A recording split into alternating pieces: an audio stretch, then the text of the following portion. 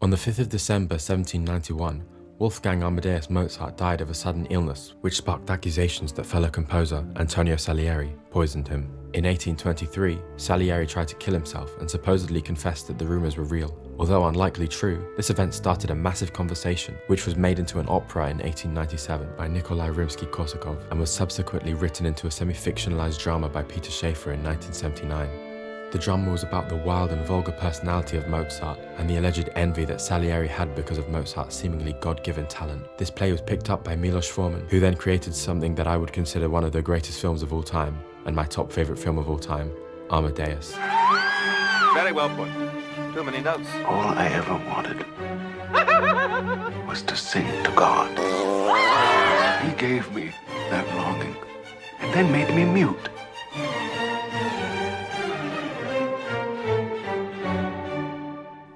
Upon my first viewing about 5 years ago, I liked it, but I did just see it as a very well-made biopic about a classic composer, and I really only watched it for two specific scenes that I had seen prior to actually watching. Scenes I'll call the show-off scene and the Requiem scene. Then a few years later, I'd returned to the movie because I started listening to Mozart and wanted to learn about his life again. This time I realized I liked every single scene in the film. That brings us to more recently. I've genuinely been watching this movie over and over again for pleasure, and I can safely say that I know so much about this movie that I could probably analyze something deeply profound and clever from each and every single scene. It's seriously a cinematic masterpiece, way ahead of its time. I mean, it really doesn't feel like a movie from the 80s. It's not dated, it's not tacky. The acting in each and every performance is so theatrical that every character is bound to leave a lasting impression on you. I was shocked to my foundation when I saw her. Yet the performances aren't too theatrical that it feels false or disconnected from reality. The cinematography feels like its own character, like God telling this story through both his eyes and Salieri's eyes, almost like a biblical cautionary tale about jealousy and the conflicts of temptation. The set design is absolutely mesmerizing. Luckily, they were able to shoot on location in Prague. You have squares and streets. You can turn the camera 360 degrees around and you don't have to change anything. And they even used the actual theatre that Mozart himself had stood in to conduct Don Giovanni. I tell you, we felt awed the first time we stepped on that stage and realized that our hero had been in that very spot. The story is almost Shakespearean. Shakespeare took real people and stories and legends from history and twisted them into semi-fictionalized stories in a way that both incorporates truth and fiction in a very smooth and enigmatic way, to the point where it even sparks conversation about the accuracies and changes made. It's also almost Shakespearean in tone. The natural constant switches between comedy and drama and tragedy. It's dark with debatably relatable themes of envy, yet incredibly comedic and upbeat just as much. It's one of the few movies that truly live up to what it means to be a drama/comedy, and to maybe even exceed the kind of expectation you might get, especially from a period piece. You see, I've never been very fond of period dramas. I love Yorgos Lanthimos' films. I think Alps and Dogtooth and Lobster are very unique and clever films, but I wasn't that fond of The Favourite. And I find most of them are boring. There's restricted and cliché cinematography. The acting feels so historic. It's not something I can really connect with. Amadeus manages to successfully pull off a period drama while portraying the characters as modern and familiar, as though if we were there, we could just have a normal conversation with them. Well, not all of them, obviously. Well, actually, sire, if you remember, we did finally incline to Italian. Did we? There's so much about this movie I could go on and on about, which is why I'm making this video. I can't stress enough how much I love this movie. So without further ado, here is my full, individual, personal analysis of Amadeus. Oh, and by the way, this is an analysis of the director's cut because that's the only version you can find anywhere, I'm pretty sure. Anyway.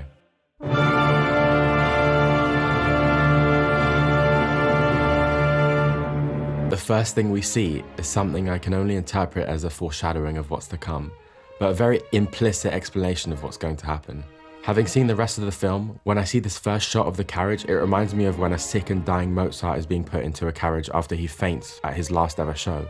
We also see snow, which is something you could associate with death or sadness, a feeling of being frozen, stuck with sadness that you can't get rid of. This shot is telling us that someone is currently stuck and in pain, with a memory that haunts him constantly. We also hear the overture of Mozart's darkest opera, Don Giovanni.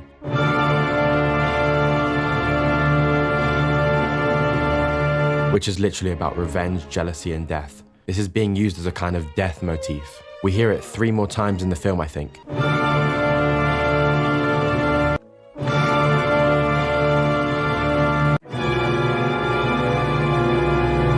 but mostly for slightly different reasons, which we'll talk about later. So Salieri yells the words, "Mozart, Mozart, forgive your assassin, I confess, I killed you." And we see Salieri's valet rushing up to see him. His cloak is half off, which I don't think holds much deep meaning, but I do think it's such an unnoticeable yet immersive small detail that just proves how much has been considered in the making of this film. Even if you had the sound off, you would know from the way his cloak is lazily draped over his arm that he must have been woken up or disturbed by something and is rushing up to check what's going on. He's met up with Salieri's cook, who is sitting at the top of the stairs, to suggest that he'd already tried to open the door but that it's locked, which is a great change from the script, which has the valet specifically ask if Salieri opened the door. This change is a good example of less is more, which is especially important if the exposition for the scene isn't that central to the core of the situation.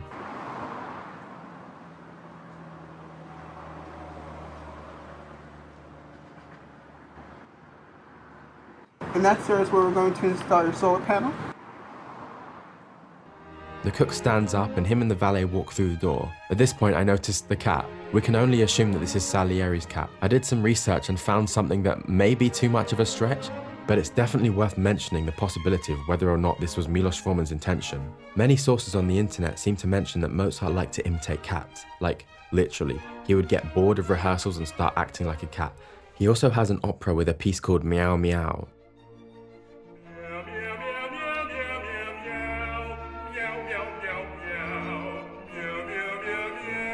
So while on the surface a cat simply existing in this scene could be something very easily overlooked, considering Mozart's association with cats, it would be a bit of a coincidence for Milos Forman or whoever made the decision to consciously choose to let a cat walk around, coincidentally in Salieri's house. Could it be that this cat is Mozart's metaphorical ghost that constantly haunts Salieri's mind? Whether or not this was the intention, it's definitely something to consider when watching the film, as it definitely adds something to the experience. Anyway, as the valet tries to persuade Salieri to open the door by letting them know that there are some cakes for him to eat, which we see later is something that Salieri seems to be very fond of, something very funny happens. Now this is something I hadn't acknowledged much myself, but I realised after seeing another analysis of this film. The desserts in this film represent paradise, pleasure and sex, which may not be obvious in the first scene, but I think my interpretation of what is happening here probably holds some value. As we later see in the film, Salieri suppresses his sexual desires and thus replaces them with a desire for desserts. But as he got older, his pure desire for talent, the kind of talent Mozart was given that he feels he deserves, is way more important to him than his desire for sex. So much so that he'd rather be dead. Meanwhile, Salieri's cook can just shamelessly stuff his face with paradise, carefree. And so it could just be a very funny scene, especially considering it isn't mentioned in the script. It's just another thing to consider when watching the film. So the valet finally bursts the door open after hearing Salieri fall down, and they find he has slit his throat. The music we hear is from Symphony No. 25 in G minor.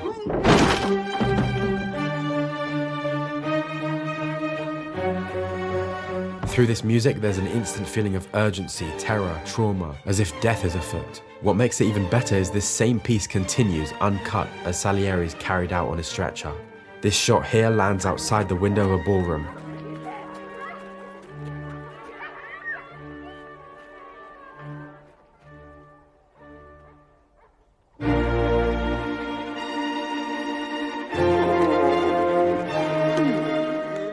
Again, no part of the music has been cut. This is the same piece we were hearing when we first saw Salieri. We see that inside this ballroom is a big joyful 1820s masquerade, and we can safely assume that this music they are listening to is Mozart, specifically the symphony we are hearing. Or for me, if it wasn't Mozart they were listening to, this scene wouldn't make sense. The cutting between the enjoyment of people dancing to Mozart's unforgettable music and the depressed, suicidal agony of Salieri, whose music has faded into obscurity, is a very clever demonstration of show don't tell, and a clear piece of evidence of just how much thought was put into the purpose of every single scene. They didn't need to show people dancing in a ballroom seemingly out of nowhere, but they did. And when you watch the scene knowing this intention, it's very sad and very telling. In great films, you'll notice the first few minutes do seem to cleverly incorporate the whole point of the film before you've even watched it. Look at the beginning of 2001: A Space Odyssey, the beginning of Apocalypse Now, Synecdoche, New York, Birdemic Shock and Terror.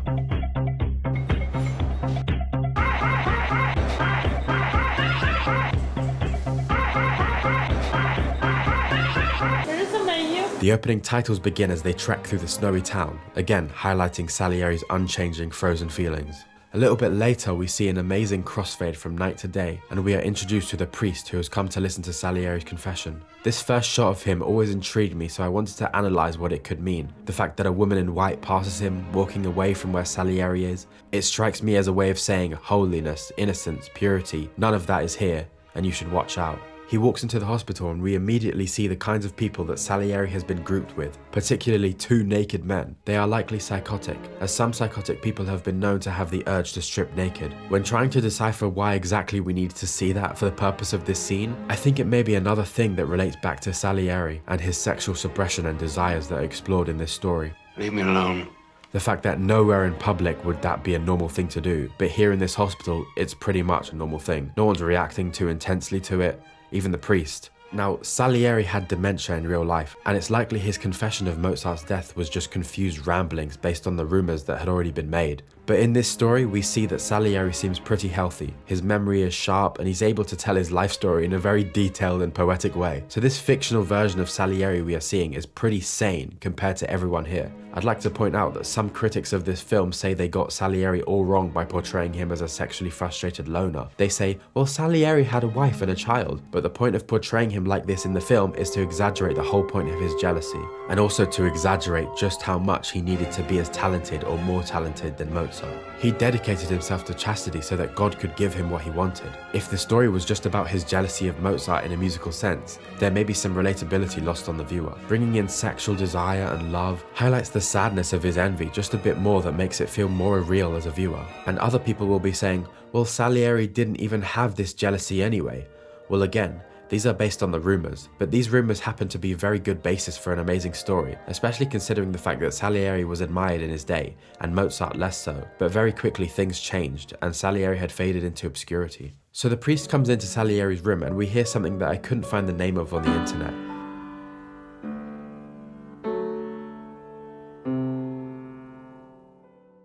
Which means it's possible it's just something made up for the film, but could just be a small section from one of Salieri's pieces. Anyway, this is the first time we see a glimpse of the amazing writing.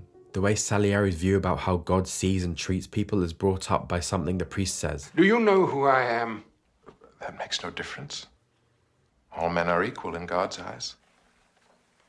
Are they? When Salieri asked that first question, he's quite clearly referring to the fact that he knows no one knows him, even though he was a famous composer in the earlier years. This is already the start of his confession, and the story of his sorrow, and the point that his life has led him to. So the priest answers saying, all men are equal in God's eyes. From this line we already know that while it's obvious that he's a religious man, he clearly hasn't considered the depth of what he might be running into. What we also know from that response is that he clearly doesn't know who Salieri is, and chooses to say something that he had been taught to say, that he does believe but maybe hasn't thought about too much. Keep in mind this is a very young priest, which is actually a change from what was originally wanted, but Milos Forman then decided to make him young, and he is talking to an old man who has experienced so much more than him. Yet this priest has been sent here to maybe give Salieri some sort of help. Barely anyone has said a word, and already the character dynamics between the priest and Salieri are clear. So then Salieri asks if the priest has heard one of his melodies. The priest says he hasn't. Salieri then plays a second tune, and then it cuts to Salieri's opera, Axor Redormus.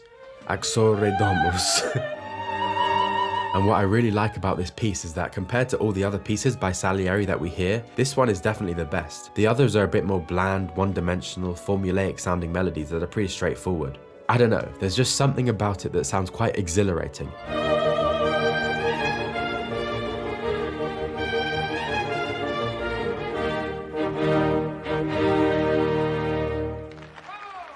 And then to see Salieri in this happy state, simply enjoying his own music and not seeming to be bothered by anything. It's a great way that the status quo of Salieri's life story has been set up. Even though this opera was actually written 3 years before Mozart's death, it seems safe to assume in this story that this is an opera he is performing before Mozart came to Vienna, especially considering Katharina, the opera singer, is here, and her and Salieri already know each other when we see her again. And then after that, we never see her until Mozart's funeral. So this truly is Salieri in his element, enjoying the success he has as a composer.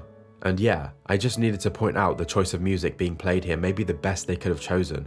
They probably went through a lot of Salieri's music to find something that could be considered absolutely amazing, almost Mozart-esque. Grazie, signore. So we cut back to the hospital, still hearing the applause from the opera, and I love that shot. Even Milos Forman said he liked that shot in the director's commentary. And this is suggesting that to Salieri, this is one of his fondest memories that he loves to revel in. The priest says he still doesn't know the melody. Salieri then plays a melody that anyone, even nowadays with a TV or internet, would have heard before. Hey, what about this one?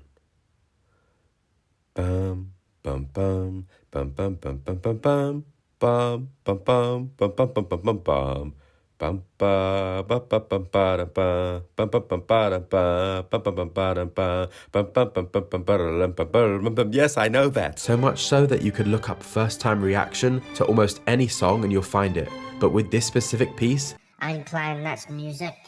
you can't find anyone reacting to it, most likely because they've already heard it. I personally can't remember when I first would have heard it because it was probably heard every now and then in different places when I was a child, and that most likely goes the same for a lot of other people. I'd assume it's probably been played in sitcoms, maybe CBBC in some skits, or maybe Horrible Histories, comedy movies, most likely used as a nice classical piece to set the mood. And this is something we instantly know as we hear it, just like the priest. It's as if both ours and the priest's ears all perk up now that we've heard this legendary melody simply played on the piano.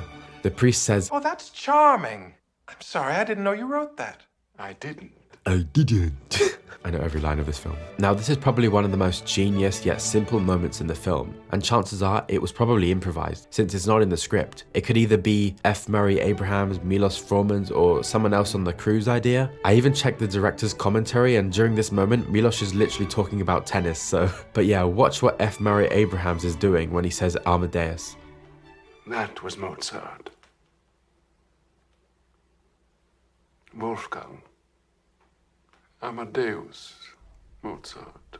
Amadeus means love God, and Salieri looks up at God while saying this, as if to either say, yep, God really did love Mozart, or it could even mean a reverse, as if he's being sarcastic, as if Mozart loves God. I was far more religious and devoted to God than Mozart ever was. It's so unfair that he was given the talent and not me. I'm sorry, but it may be a very small thing, but Salieri looking up right when he says Amadeus is such a perfect and meaningful thing to exist. Side note, I found out that Amadeus wasn't even his real name, and more like history's version of a stage name. He would quickly become known as Wolfgang Amadeus Mozart, but it wasn't his name given to him at birth, and was most likely a result of his seemingly God-given music. Love God. So here we're first introduced to Mozart, when the priest says, If you have something to confess, do it now. Give yourself some peace. And Salieri says, He wasn't my idol. Mozart. That line has such depth. You could both hear it as Salieri saying, he was my idol, of course I didn't kill him, or he was my idol, that's why I killed him. As a first-time audience member, that line could throw you in the wrong direction. Maybe I'm wrong, but that's how I've always seen that line. The way he says it sounds like he's actually gonna say he didn't kill Mozart, and that maybe, like in real life, Salieri was just having some delusions, but he's over them now. As in real life, Salieri apparently did take this self-accusation back when he had regained a certain degree of sanity. So after he says this, it cuts to Mozart as a child playing Every Day I Love You Less and Less by Kaiser Chiefs on the piano, blindfolded. Mozart. I can't think of a time when I didn't know his name. I was still playing childish games. This kind of match cut immediately shows us the comparison between Mozart's upbringing and Salieri's upbringing. Salieri's blindfolded playing games with friends. This is a normal, relatable thing to see. It immediately relates us to Salieri. And then we see Mozart, this trained child star, blindfolded and masterfully playing instruments. Which is also relatable in that seeing this reminds us of how children continue to be exploited and brainwashed and trained for the success of the parent. Think of Jeanette McCurdy's mother, Michael Jackson's father, Billy Ray Cyrus, Will Smith. This is already a concept that is not isolated in history, and sure, it's the true story, but to set up the comparison between a child star and a normal kid in this way is so simple yet so effective. Some basic biopic might have just shown that Mozart was trained like a monkey, and then we're not shown any other kind of lifestyle for a child in the 18th century. Now here we see Salieri as a child in church. He is entranced by the choir music he's hearing, as church music is a way to sing to God. He wishes to be a sort of hero for the music world, or a patron saint. I like this shot here. First of all, the choir is high up. I'd assume in real life when things are happening, it's most likely for sound and reverb reasons. So the people in this church would literally be listening to the music coming from upwards. The reverb from that would make it sound very big and distant, like the God in the heavens. But what we see in this shot is that it's not some amazingly composed shot where we get an impossible view of the choir. No, we see this choir from down on the ground where Salieri is sitting. And what else is obscured in the shot? Jesus. To me, the composition in this shot conveys a sense of awe and amazement, juxtaposed with the frustration of not being as close to God as one would like to be, in the sense that Salieri would like to be able to sing to God and have God sing back to him. So Salieri tells us that he would pray to God, asking him to make him a great composer, to celebrate God's glory through music, to make him immortal, and that in return he will give God his chastity, his industry, his deepest humility, every hour of his life. This is when the first sign of darkness appears, and I love the subtlety and how gradually and naturally we see Salieri turn evil throughout this film, and how it all kind of started here. When Salieri sees his father dying, it gives him joy, and it's even accompanied by the word Amen, Amen, Amen.